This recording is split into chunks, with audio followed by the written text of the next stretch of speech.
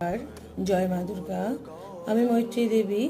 আজকে তোমাদের শিবলিঙ্গে বা শিব ঠাকুরের চরণে কিভাবে বেলপত্র অর্পণ করবে, কোন মন্ত্র দ্বারা বেলপত্র অর্পণ করলে খুব ভালো ফল লাভ করবে, সেই কথাই জানাবো।